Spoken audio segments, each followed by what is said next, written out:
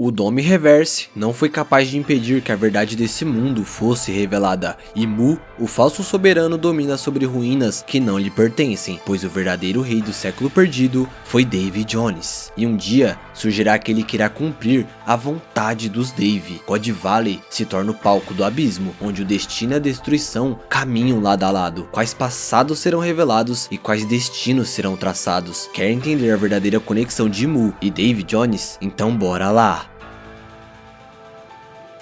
E fala, meus queridos senpais, como é que vocês estão? Eu sou o Jean com mais um vídeo para vocês e eu tô desacreditado.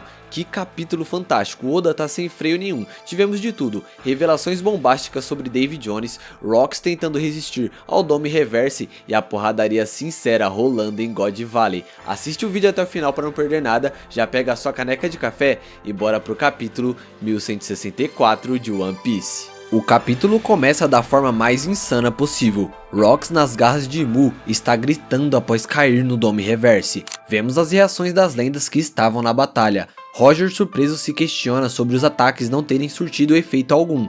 Todos estão espantados. Lin também se pergunta o que é aquilo. Em seguida, vemos Rocks resistindo ao Dome Reverse e tendo a conversa que pra mim é a mais reveladora de toda a obra. E Mu percebe que ele ainda está resistindo, e Rocks diz: "Não subestime os humanos, seu monstro maldito, até porque Davy Jones um dia já foi o rei do mundo." E uau!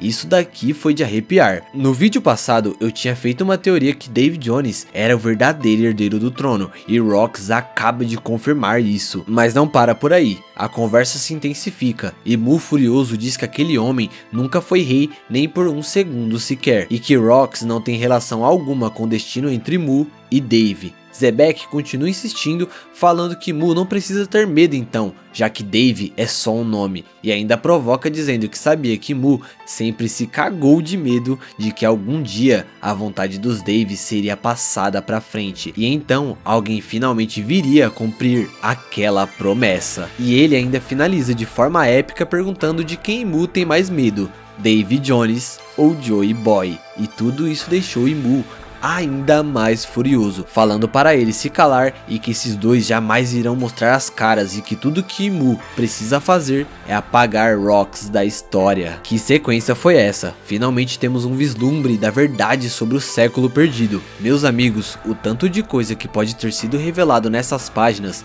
é insano. Vamos começar pelo maior choque de todos, Davy Jones ter sido o rei do mundo, e isso torna tudo ainda mais épico. É a confirmação de que Mu é realmente um usurpador. A reação dele às palavras de Rocks mostra que ele não aceita esse fato, e talvez exista algo muito mais profundo entre os dois. O destino de Mu e Davy parecem completamente entrelaçados. Nas lendas, Calypso traiu Davy Jones, e aqui em One Piece essa história pode ter se repetido, e Mu teria ascendido ao trono após trair Davy Jones, que era o verdadeiro rei do mundo antigo. E reparem na fala do Rocks: "Não subestime os humanos, seu monstro maldito." Essa linha muda tudo, porque ela sugere que Mu não é um humano, e faz sentido, já que Davy Jones foi amaldiçoado por um demônio a viver eternamente no fundo do mar. E quem seria esse demônio? O próprio Mu. Mas então vem a pergunta que muda tudo. Quando Rocks cita Davy Jones e Joy Boy, perguntando de quem Mu tem mais medo, ele praticamente desmonta a ideia de que eles eram a mesma pessoa.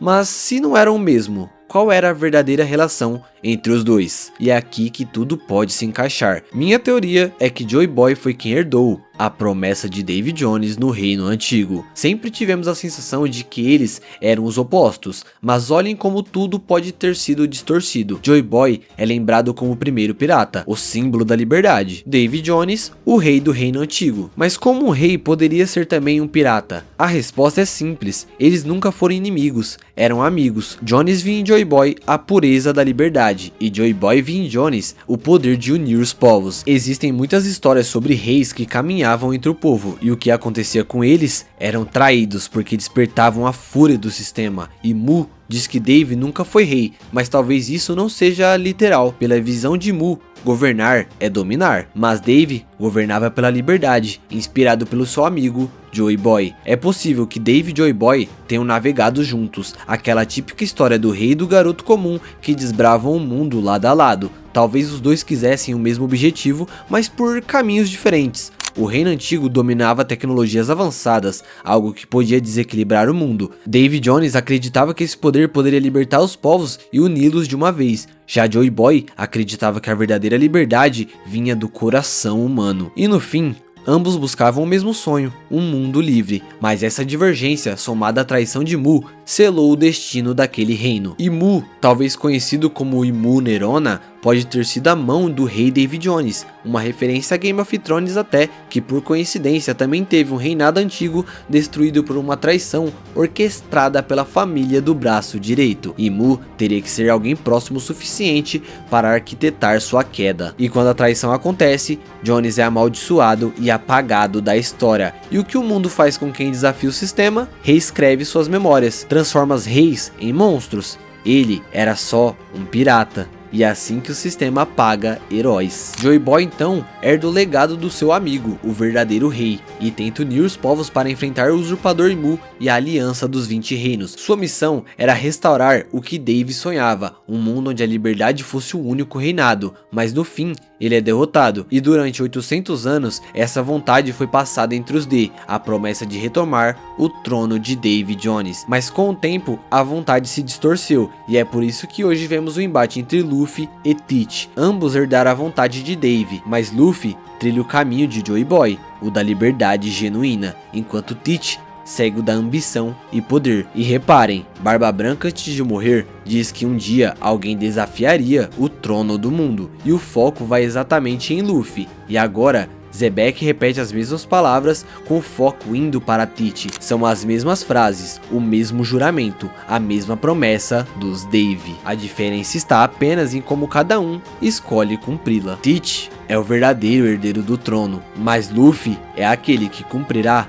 a verdadeira promessa de Joey Boy e Davy Jones, trazendo a liberdade que os dois desejavam para o mundo. Voltando para o capítulo, Imu provoca Rox dizendo que conseguiu bons soldados grandes e inofensivos, se referindo aos gigantes de Elbaf. Rox fica nervoso pedindo para deixar Harold, seu melhor amigo, em paz. Imu diz que é uma oportunidade única, que nunca haverá outro rei tão fácil de manipular. Rox perde o controle e Imu ordena que ele vá acabar com o sonho dos Davy e o arremessa no chão. Lynn, confusa, se pergunta o que aquilo fez com Rox, enquanto Imu continua dando ordens para aniquilar o clã Davy e apagar todos os envolvidos em God Valley. Zebek, já transformado em um demônio com o dobro do tamanho, se levanta e vai para cima de seus tripulantes. Primeiro ele vai para cima de Kaido e o derrota arremessando na parede. Lynn tenta atacar, porém é derrotada com facilidade. Barba Branca fica de frente com Rox e pergunta se ele quer mesmo isso. Em uma cena lendária, eles se chocam em um clash absurdo, com Newgate usando seu punho para parar o ataque de espada de Rox. A colisão foi tão absurda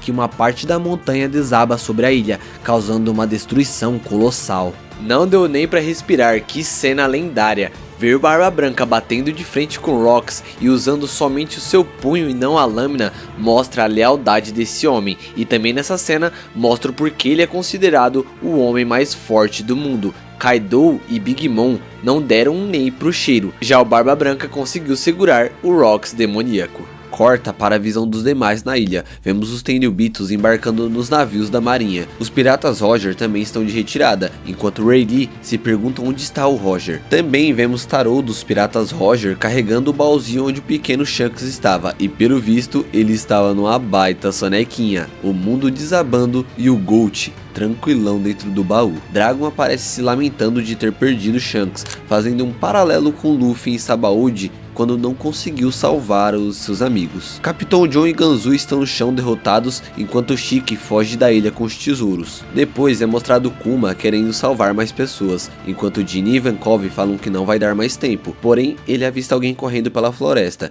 e em seguida temos um momento triste e traumatizante. Rox demoníaco encontra Ares e Teach na floresta. Ela chora ao ver ele nesse estado, entende sua derrota, pedindo desculpas, que sabia que ele só queria proteger a sua família.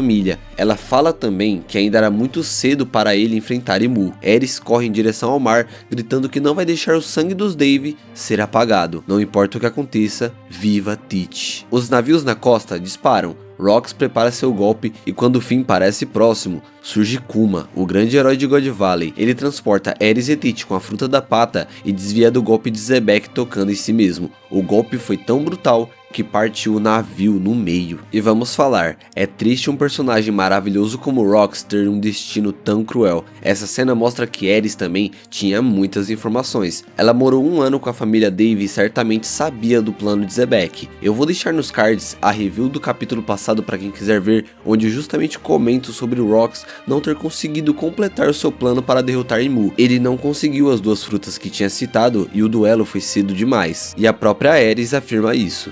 Provavelmente é por isso que Tite sabe tanto sobre os mistérios e tabus desse mundo. Ela deve ter passado para ele os ensinamentos dos Dave, e por isso sua obsessão pelo trono e a busca por Akumas no Mi. Quando olhamos para todos os momentos dele, a impressão é que ele sempre está muito preparado, um passo à frente de todos, no lugar certo, na hora certa. Tite carrega o sonho de seus ancestrais, o sonho dos homens não tem fim, e o sonho de Tite só será realizado quando derrotar Imu e tomar o que é seu por direito, o trono do rei do mundo. Após a destruição, Imu continua dando ordens para que Rox mate todos na ilha. Ele assim o faz e começa a atacar vários piratas que estavam por ali. Corta para os navios tanto do Roger e Garp se comunicando com eles para partir em retirada o mais rápido possível. O cenário da ilha está pronto para o duelo final, o momento chave em que todos estavam aguardando desde a revelação desse incidente. Repare como Oda, nos mínimos detalhes, preparou tudo para esse momento, tirando vários personagens de cena